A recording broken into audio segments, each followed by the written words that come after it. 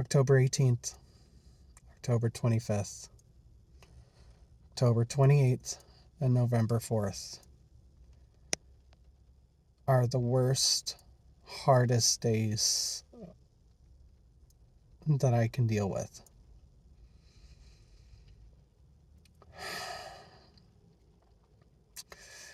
October 18th was when my mother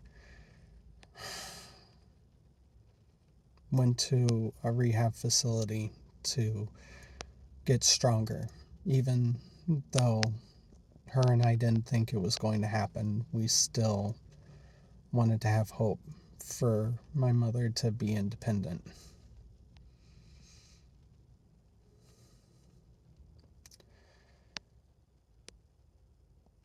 And from that moment on, it was horrific.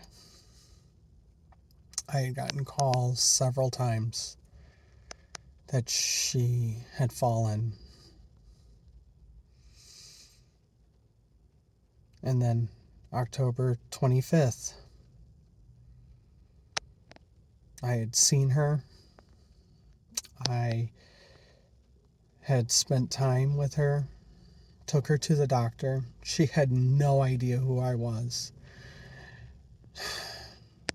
From the 18th to the 25th, she had forgotten who I was. She wasn't hardly eating. And this was a woman who was sharp and independent. And I was driving her to the doctor, and she looked at me and said, "I don't know who you are. I know you're familiar."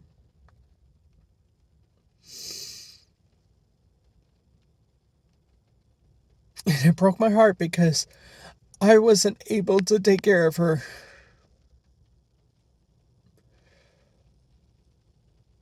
But I knew that that was the safest place for her to be. And then I left to go home. And I got a call saying she fell and she thinks she broke her hip.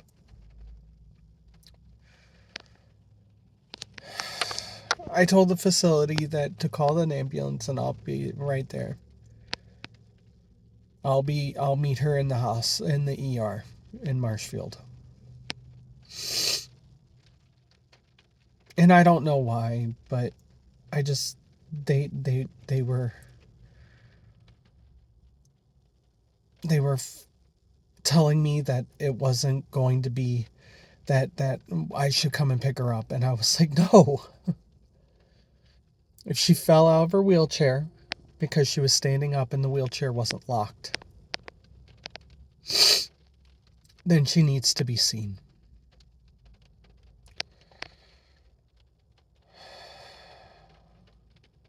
October 28th. That day was when her power of attorney was activated and she wasn't able to make her own decisions.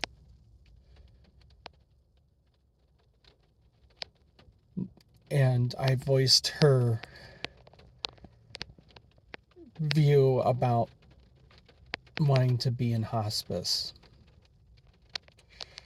My Dawn was one of those women that was straightforward, and her favorite phrase to be a determinant of how she was if my mind is gone and my body's rotten, I don't want to live that life. And she was already so confused, and she wasn't able to get up.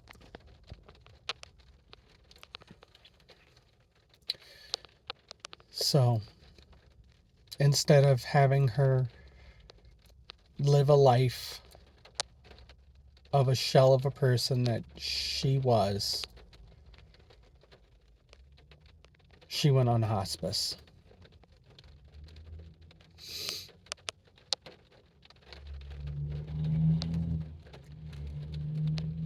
November 4th, my wedding anniversary. My 14 years of being married, she passed away.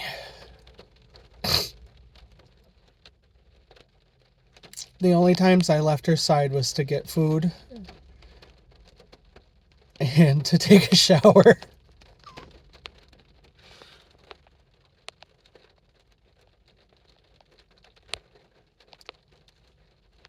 I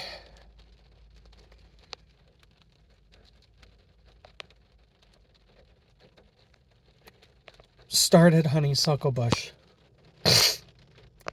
because of the fact that even that you can't fix healthcare right now with just throwing more money at it. You need more staff. But until then, you need staff that are mentally there, that aren't worried about their burnout. You need staff that can figure it out and are and have the help that they need.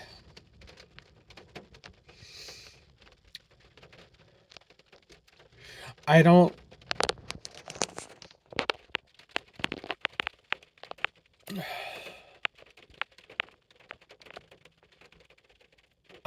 know